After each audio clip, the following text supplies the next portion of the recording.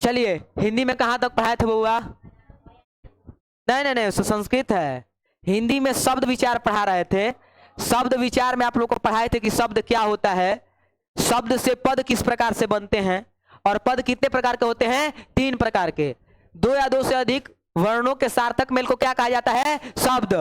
जब शब्दों का वाक्यों में प्रयोग हो जाता है तब उसे क्या कहा जाता है? पद। पद में मुख्यतः कितने प्रकार के होते हैं? 3। कर्ता पद, कर्म पद और क्रियापद। वाक्य में जो शब्द कार्य को करता है या फिर जिसकी चर्चा होती है क्या कहलाता है? कर्ता पद। क्या कहलाता है? कर्ता पद। वाक्य में जो काम होता है उसको क्या कहा जाता है? क्रियापद। और कर्ता के काम से जो प्रभावित होता है उसे क्या कहा जाता है? कर्म पद। स्टार बना के लिखिए।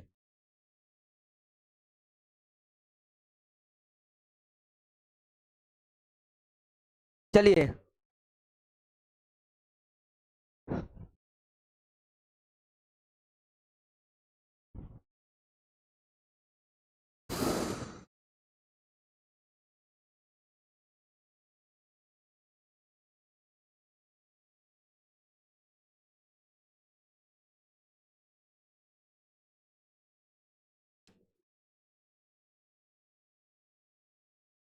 लिखो।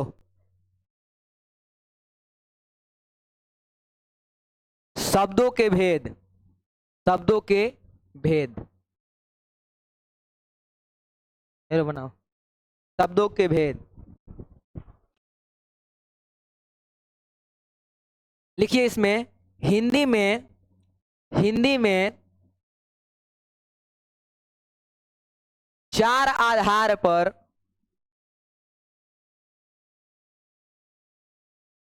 शब्दों को बांटा गया है। हिंदी में 4 आधार पर शब्दों को बांटा गया है।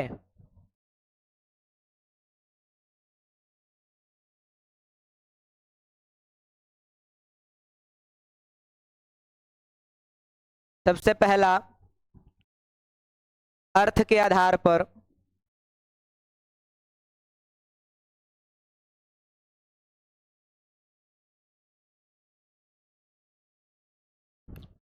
अर्थ के आधार पर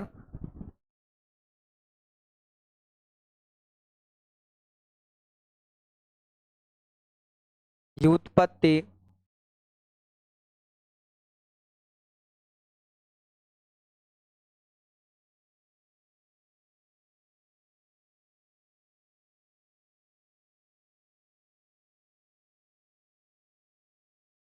रचना के आधार पर,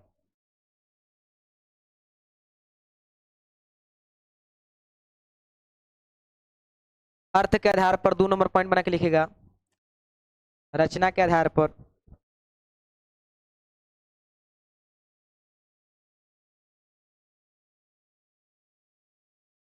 उत्पत्ति के आधार पर,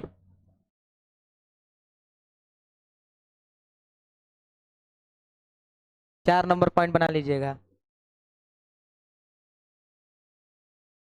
परिवर्तन के आधार पर।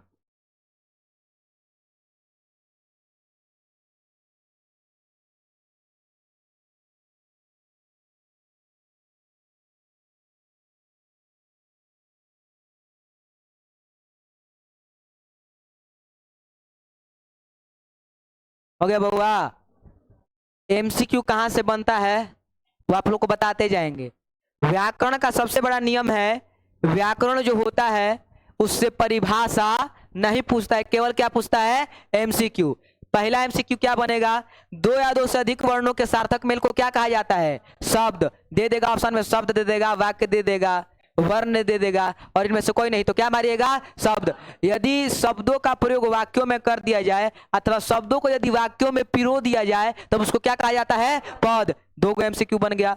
बताए पूछेगा पद को कितने भागों में बांटा जाता है? 3। कितने भागों में? 3। कर्ता पद, कर्म पद और क्रियापद। और फिर क्वेश्चन प्रैक्टिस जैसे करवाए थे कि दे देगा कि राम आम खाता है, इस वाक्य में कर्ता कौन है, तो क्या कहिएगा राम, क्योंकि आम को खाने का काम कौन कर रहा है, राम कर रहा है। तो इस प्रकार से क्वेश्चन पूछते हैं। उसके बाद पूछता है बताइए शब्दों को कितने आधारों पर बांटा गया, तो क्या कहिएगा 4 आधार पर। कितने आधार पर, 4। पहला अर्थ के आधार पर बांटा गया है, फिर रचना के आधार पर बांटा गया है, फिर उत्पत्ति के आधार पर बांटा गया है, फिर परिवर्तन के आधार पर बांटा गया है। अब एक एक पॉइंट को आसानी से पढ़ेंगे।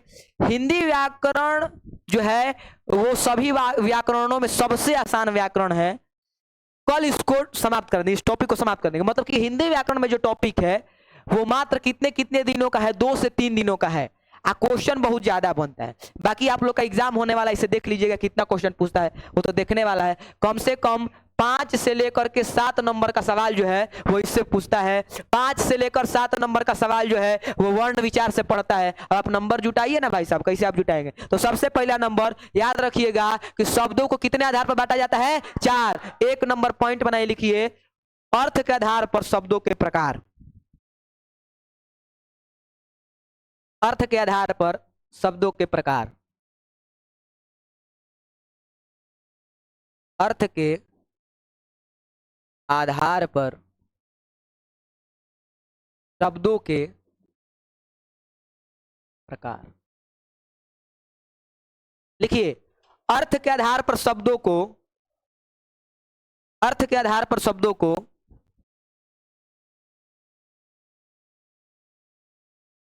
दो भागों में बांटा गया है।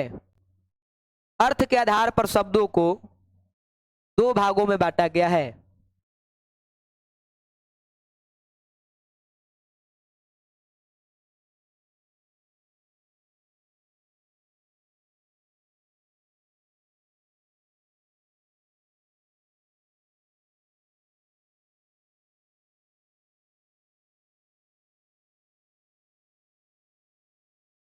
ऐसे कर लीजिए और लिखिए सार्थक शब्द, निरर्थक शब्द। सार्थक शब्द, निरर्थक शब्द।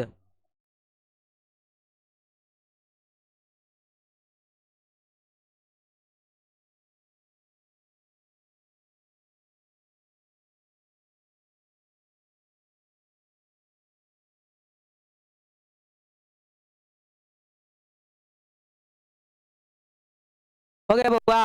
अब सार्थक शब्द निरर्थक शब्द को समझना कोई बड़ी बात नहीं है, 1 मिनट में आपको समझा देंगे, सुन लीजिए ध्यान से। सार्थक शब्द वैसे शब्द होते हैं जो अपने स्वयं का अर्थ देते हैं। किसका अर्थ देते हैं, स्वयं का। वैसे शब्द जो अपने स्वयं का अर्थ देते हैं क्या कहलाते हैं, सार्थक शब्द।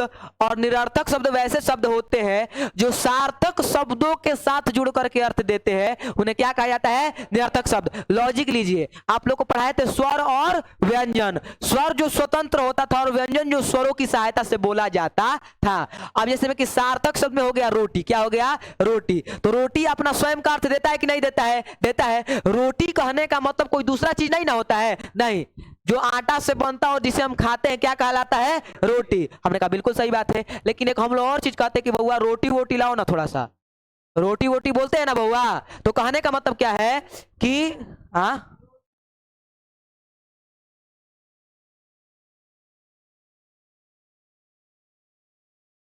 धारा प्रवाह में चलने लगते हैं तो हमको दिखता ही नहीं है कि हम क्या लिख रहे हैं क्या नहीं लिख रहे हैं, समझ आए कि नहीं। हाँ देखो, रोटी है तो रोटी अपना अर्थ देगा, लेकिन रोटी वोटी लिख दे तो इस वोटी का कोई अर्थ नहीं होता है। लेकिन चूंकि ये रोटी के साथ आया है तो इसका भी अर्थ क्या हो जाएगा, रोटिये हो जाएगा। हो जाएगा कि नहीं हो जाएगा।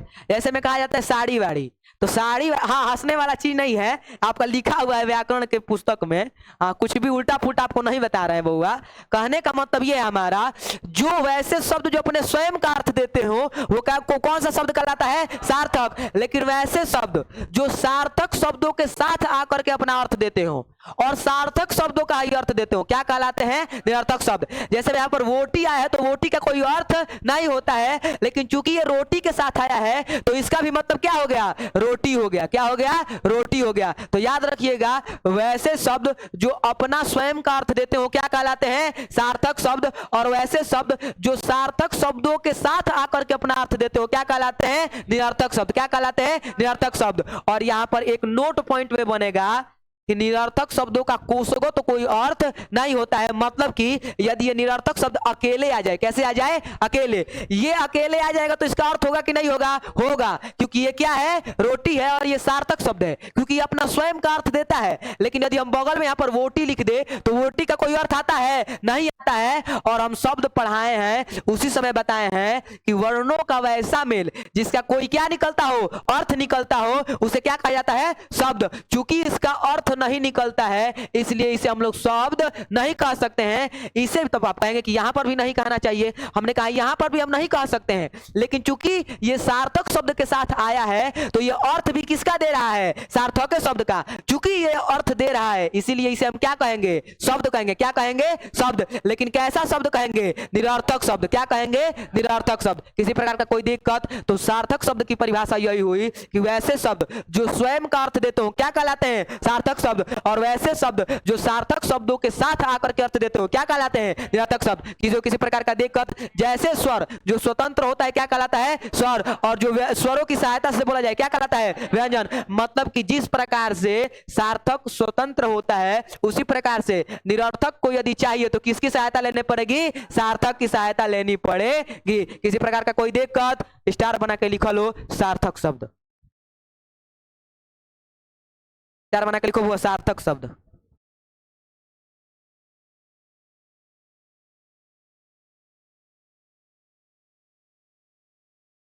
सार्थक शब्द।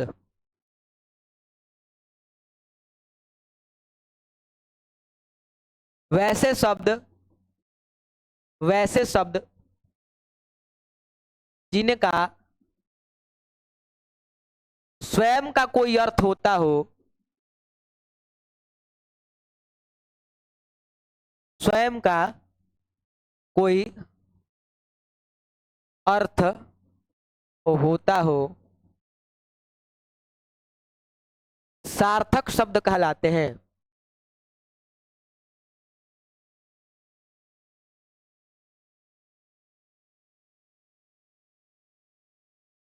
जैसे में लिखो वो जैसे, जैसे में लिख देना है उल्टा, पानी, रोटी, हाँ इत्यादि कर लो। क्या दिक्कत है? ज्यादा लिखने से कोई फायदा नहीं है इसमें। तो कॉन्सेप्ट है, कॉन्सेप्ट समझना है। इनका स्वयं का नोट बना के लिखो इसमें, नोट, NOT, नोट, नोट बना के लिखो। नोट जो पॉइंट लिखवाएंगे उसको ध्यान से देखना, नोट में लिखो। सार्थक शब्दों का निश्चित अर्थ होता है। सार्थक शब्दों का निश्चित अर्थ होता है।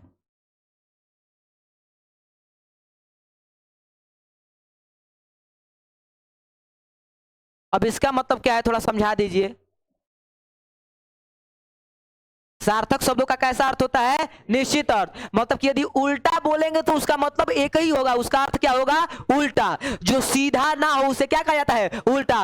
उल्टा का मतलब कोई और अर्थ होता है? नहीं होता है। उल्टा का मतलब यही होता है जो सीधा ना हो। यदि हम पानी बोले तो पानी का मतलब दूध होता है क्या? नहीं होता है। तो जिसका कोई निश्चित अर्थ, या फिर ऐसा भी कह सकते हैं जिसका कोई केवल एक अर्थ हो, क्या कहलाता है? सार्थक शब्द कहलाता है। क्या कहलाता है? सार्थक। स्टार बना के लिखिए निरर्थक शब्द।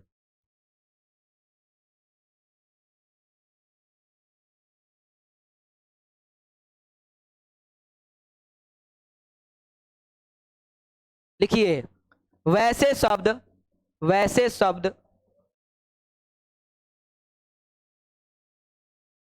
जो सार्थक शब्दों के साथ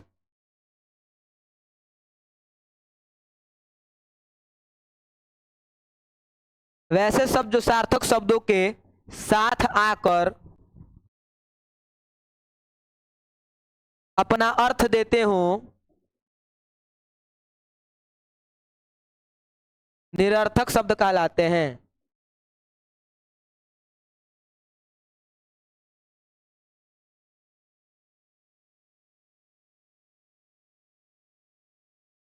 वैसे शब्द जो सार्थक शब्दों के साथ आकर अपना अर्थ देते हो निरर्थक शब्द कहलाते हैं।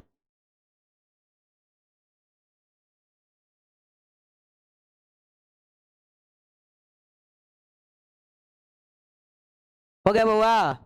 वैसे शब्द जो सार्थक शब्दों के साथ आकर के अपना अर्थ देते हो निरर्थक शब्द कहलाते हैं। हो गया है?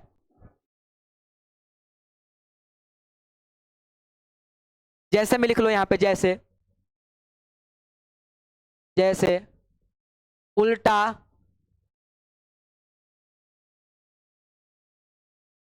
उल्टा पुल्टा, रोटी वोटी, पानी वानी इत्यादि, पानी वानी इत्यादि। देखो अब यहां से एमसीक्यू कैसे बनेगा वो आपको दिखा देते हैं।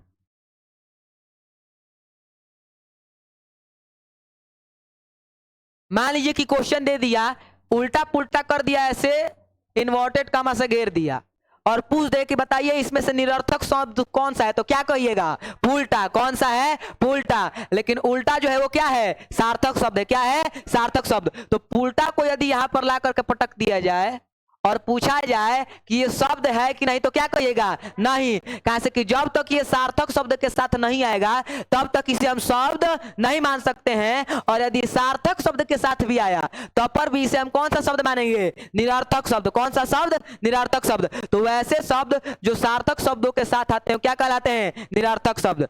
नोट बना के लिखो, नोट।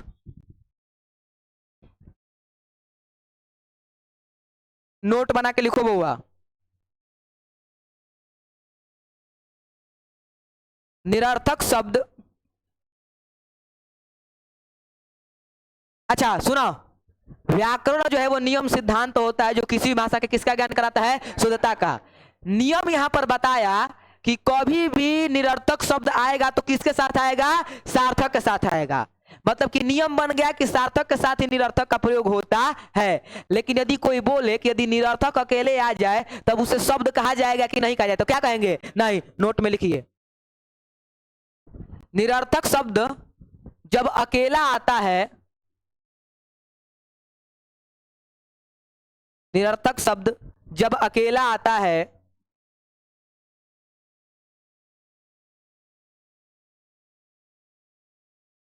निरर्थक शब्द जब अकेला आता है तब उसका कोई अर्थ नहीं होता। तब उसका कोई अर्थ नहीं होता। तब उसका कोई अर्थ नहीं होता, अतः वह शब्द नहीं होता। अतः वह शब्द नहीं कहा जा सकता। लिख लीजिए, अतः वह शब्द नहीं कहा जा सकता। अतः वह शब्द नहीं कहा जा सकता है, क्योंकि शब्द का नियम है कि भाई सब दो वर्णों का मेल कराइए, लेकिन उसका क्या निकलना चाहिए? अर्थ निकलना चाहिए, वो भी सार्थक अर्थ निकलना चाहिए।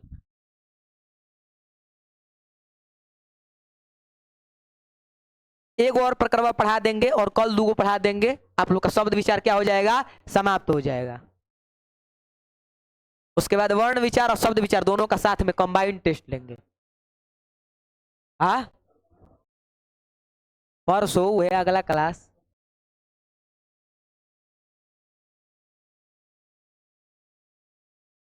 देखो बाबा ध्यान से, सार्थक शब्द देखो, अर्थ के आधार पर शब्द के कितने प्रकार होते हैं? दो, एक सार्थक और एक निरर्थक। जिसका स्वयं का कोई अर्थ होता है या फिर जिसका निश्चित अर्थ होता है क्या कहलाता है? सार्थक शब्द।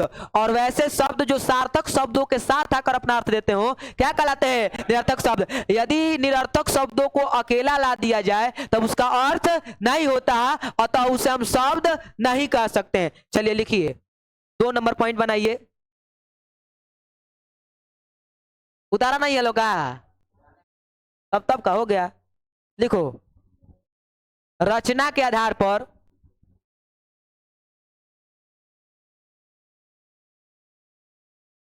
रचना के आधार पर शब्द 3 प्रकार के होते हैं।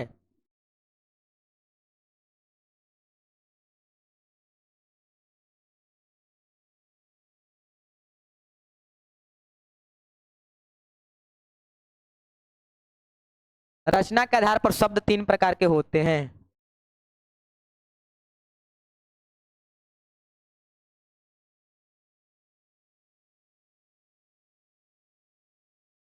रूढ़ शब्द, यौगिक शब्द,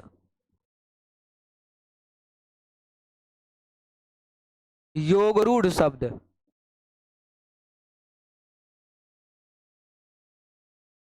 रूढ़ शब्द, योगरूढ़ शब्द, यौगिक शब्द और योगरूढ़ शब्द, 3 गो।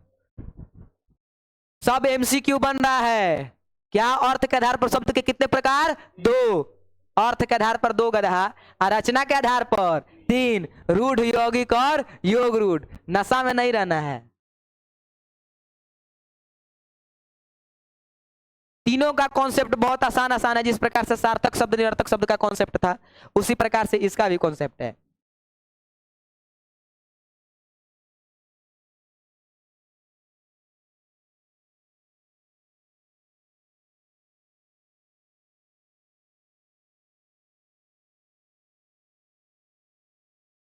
हो गया बउआ? रूढ़ शब्द क्या कहलाता है समझ लेते हैं। रूढ़ शब्द का नियम कहता है वैसे शब्द जिनका खंडन करने पर उनके टुकड़ों का अर्थ ना निकले, उसे क्या कहा जाता है? रूढ़ शब्द। जैसे राम है, तो राम को तोड़िएगा तो रा धन म होगा, यही ना होगा। मतलब कि हम बेसिकली लेकर के चल रहे हैं, वो र धन अ धन वैसे करके नहीं, बेसिक तरीके से तोड़ रहे हैं। राम का यदि टुकड़ा किया जाए तो रा और म मिलेगा। अब बताओ, रा का कोई अर्थ निकलता है? नहीं। म का कोई अर्थ निकलता है? नहीं। हमने कहा बिल्कुल सही बात है। सागर लिख दिए, बनेगा सा प्लस गर। अब बताओ, सा का कोई अर्थ निकलता है? नहीं। गर का कोई अर्थ निकलता है? नहीं। मतलब कि वैसे शब्द जिनके टुकड़े करने पर उनके टुकड़ों का अर्थ ना निकले, उसे क्या कहा जाता है? रूढ़ शब्द। यौगिक शब्द क्या है? यौगिक पढ़ा है तो यौगिक बउआ पढ़ा है तुम लोग। तत्व की परिभाषा क्या होती है? कौन बता सकता है? तत्व किसे कहते हैं? भुला गिल बनी जा है, बता सकती है? बताओ। बहुत सुंदर, बैठो। एक तब बउआ अपने गोड़ ऊपर से ले ले कमरी ओढ़, समझ में कि ना? एगो तो तुम लोग अपने से विद्वान है, ऊपर से पढ़ता नहीं है, तो गोले ना होगा, भुला गिल बनी। देखो ध्यान से, तत्व की परिभाषा होती है कि जो अपने ही अणुओं से बना हो, क्या कहलाता है? तत्व। और जब 2 या 2 से अधिक तत्व को यदि एक निश्चित अनुपात में मिला दिया जाता है, उसे क्या कहा जाता है? यौगिक। मतलब यौगिक में 1 से अधिक तत्व मिले होते हैं। उसी प्रकार से यौगिक में 1 से अधिक शब्द मिलेगा कि नहीं मिलेगा? मिलेगा। कैसे? दिखा देते हैं। विद्यालय लिखे, क्या बउआ? विद्यालय। विद्यालय का यदि खंडन किया जाए तो क्या मिलेगा? विद्या प्लस आलय।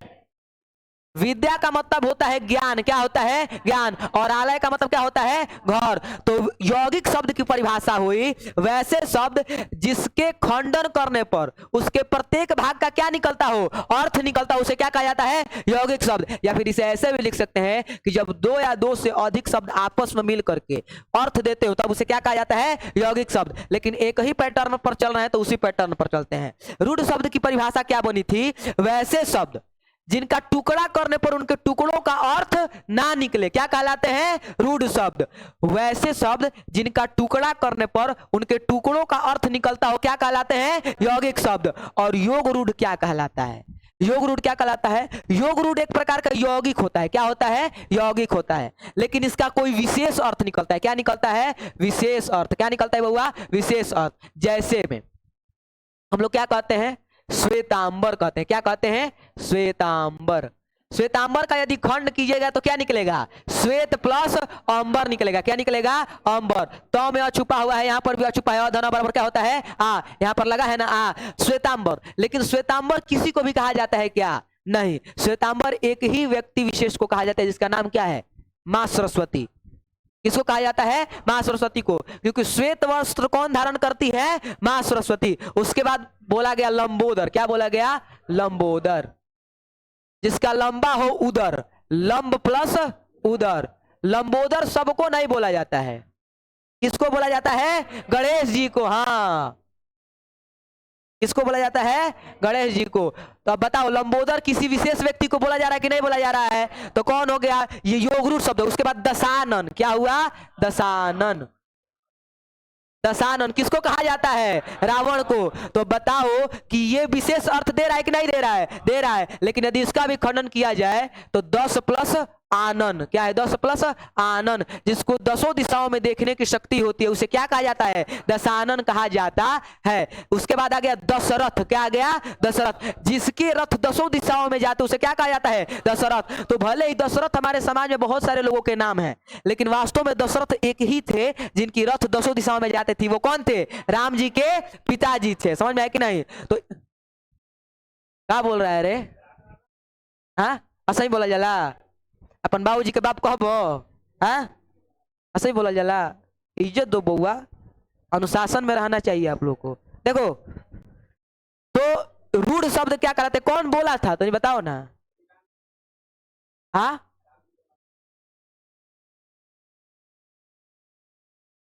हमारे जरा गेम खेले लगल हो? हमारी बिल्ली हमसे ही में आओ हैं। देखो ध्यान से बउआ, रूढ़ शब्द वैसे शब्द कहलाते हैं जो टूटने के बाद उनके टुकड़े अर्थ नहीं देते हैं। यौगिक शब्द वैसे कहलाते हैं जो उनके प्रत्येक टुकड़े का क्या निकलता है? अर्थ निकलता है। और योग रूढ़ शब्द वैसे शब्द कहलाते हैं जो यौगिक भी होते हैं, उनके टुकड़े भी अर्थ देते हैं, लेकिन वो कोई विशेष अर्थ देते हैं। क्या देते हैं? विशेष अर्थ। तब उन्हें क्या कहा जाता है? योग रूढ़ कहा जाता है। क्या कहा जाता है? योग रूढ़। चलिए एक नंबर पॉइंट बना के लिखिए रूढ़ शब्द। एक नंबर पॉइंट बना के लिखिए रूढ़ शब्द। एक नंबर पॉइंट बना के लिखिए रूढ़ शब्द।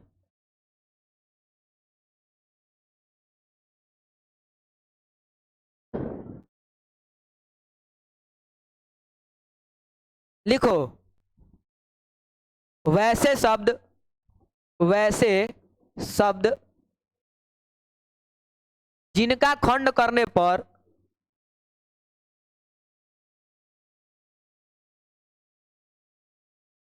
जिनका खंड पर करने पर उनके खंडों का, उनके खंडों का कोई अर्थ ना निकलता हो, कोई अर्थ ना निकलता हो,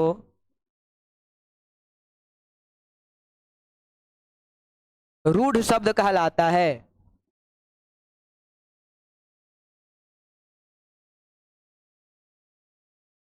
वैसे शब्द जिनका खंड करने पर उनके खंडों का कोई अर्थ ना निकलता हो उसे रूढ़ शब्द कहते हैं। जैसे राज,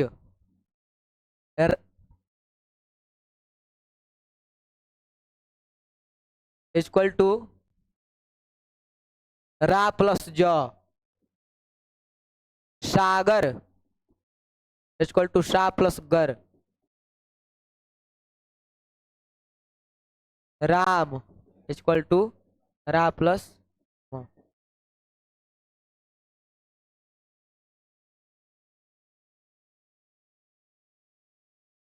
खंडों का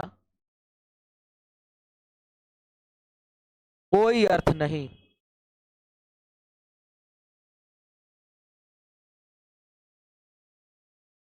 खंडों का कोई अर्थ नहीं।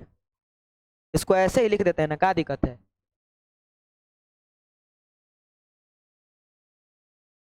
खंडों का कोई अर्थ नहीं।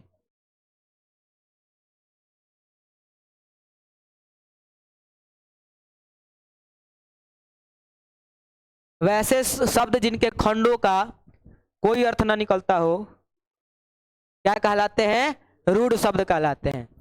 ऐसे ही बना के लिखना है ताकि आप आने वाले पीढ़ियों को भी समझा सके, अपने आने वाले छोटे भाई बहनों को भी समझा सके। इसलिए इस प्रकार से एक्सप्लेन करके लिखवा रहे हैं, नहीं तो जल्दी जल्दी एग्जाम्पल लिखवाते और फिर क्लियर करवाते।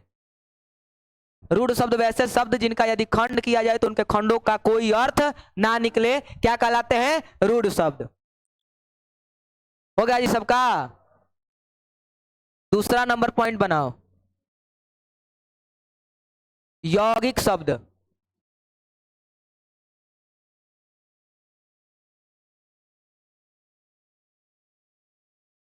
वैसे शब्द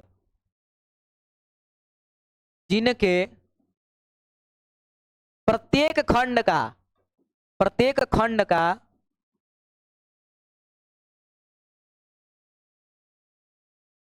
कोई अर्थ निकलता हो,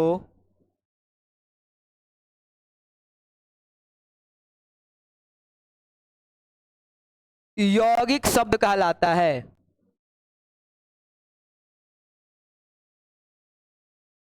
वैसे शब्द जिनके प्रत्येक खंड का कोई अर्थ निकलता हो।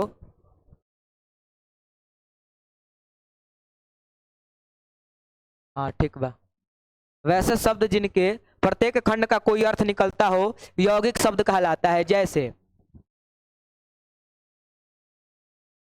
विद्यालय इज इक्वल टू विद्या प्लस छूट गया है। हाँ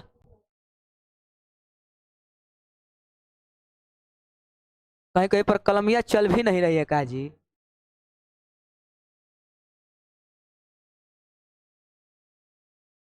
विद्यालय, विद्या का अर्थ होता है ज्ञान और आलय का अर्थ हुआ घर। ऐसे बनाना है ठीक है ना। राजकुमार के करना महोए में। हाँ ठीक बा, ध्यान के लिखनी है। राजकुमार, राज प्लस कुमार। राज का मतलब होता है राजा, कुमार का मतलब होता है पुत्र।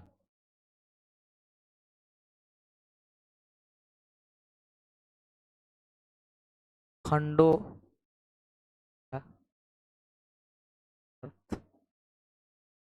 प्राप्त है,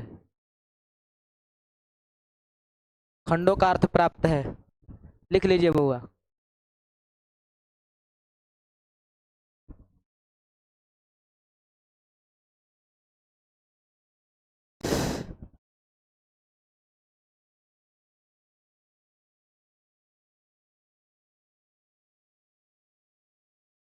हाँ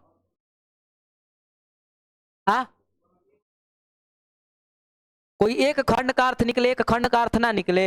देखो ऐसे अपवाद में आते हैं, यदि एक खंड का अर्थ निकलता है एक खंड का अर्थ नहीं निकलता है तब पर भी उसे रूढ़ शब्द ही कहा जाएगा। ठीक है ना बउआ।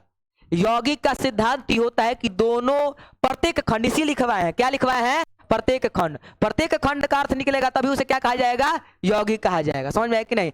यौगिक जो होता है उसमें दो या दो से अधिक तत्व तो मिले होते हैं ना बउआ। तो आप कहिएगा ना कि ये जैसे में कि मान लीजिए कि हम लिख दिए यहाँ पर H2O, क्या लिख दिए, H2O, तो एक प्रकार का यौगिक है कि नहीं है। यौगिक का सिद्धांत तो होता है कि जब दो या दो से अधिक तत्व एक निश्चित मात्रा में, एक निश्चित अनुपात में मिलाया जाता है उसे क्या कहा जाता है, यौगिक। तो इसकी मात्रा निश्चित है कि नहीं, कि भाई साहब हाइड्रोजन के कितने अणु होने चाहिए, 2, ऑक्सीजन के कितना अणु होना चाहिए, 1, तो ये क्या बना, यौगिक। तो इससे आप पता लगा सकते हैं कि यहाँ पर कितने तत्व हैं, 2 तत्व है, एक कौन सा है, हाइड्रोजन, और एक है ऑक्सीजन। उसी प्रकार से यौगिक का भी सिद्धांत है, यौगिक शब्द का भी, कि जितना भी उसका टुकड़ा होगा उसका क्या निकलना चाहिए, अर्थ। यदि एक का अर्थ निकल रहा है एक का नहीं निकल रहा है तब पर भी उसे क्या कहा जाएगा, रूढ़ शब्द। क्या कहा जाएगा, रूढ़। लेकिन प्रायः ऐसी व्यवस्था नहीं बनती है, लेकिन अपवाद में ऐसे क्वेश्चन आ जाए तब पर भी उसे क्या कहा जाएगा, रूढ़ कहा जाएगा। क्या कहा जाएगा, रूढ़। ये हो गया बउआ। चलो 3 नंबर और आखिरी पॉइंट आज के क्लास के लिए बना लीजिए, योग रूढ़ शब्द। योग रूढ़ शब्द,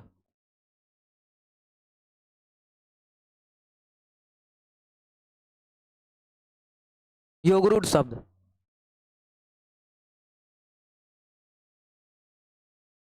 वैसे यौगिक शब्द, यौगिक शब्द एक प्रकार का यौगिक होता है। वैसे यौगिक शब्द जिनका कोई विशेष अर्थ निकले, जिनका कोई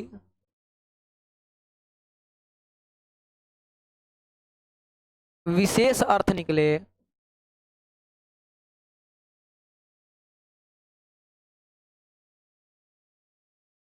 योगरूढ़ शब्द कहलाता है।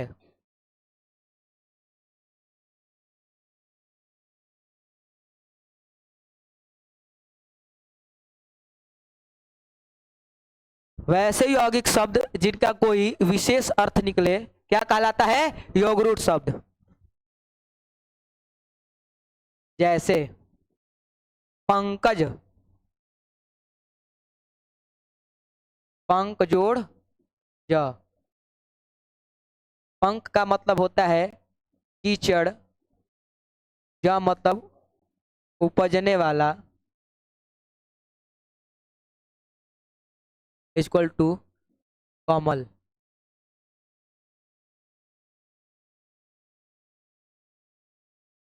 श्वेतांबर इक्वल टू श्वेत उजला अंबर वस्त्र इक्वल टू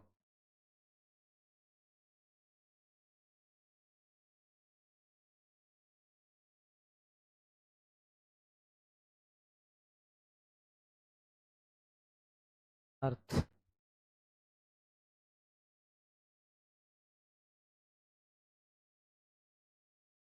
विशेष अर्थ उतार लीजिए।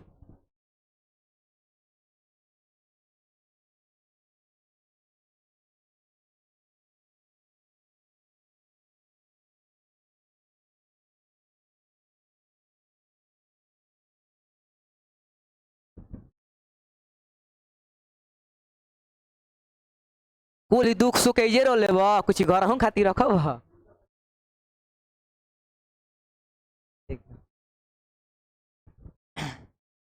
होता है लोग क्लास में बात करने के लिए कुल ही बताओ बचा के रख लो क्लास में करे खातिर।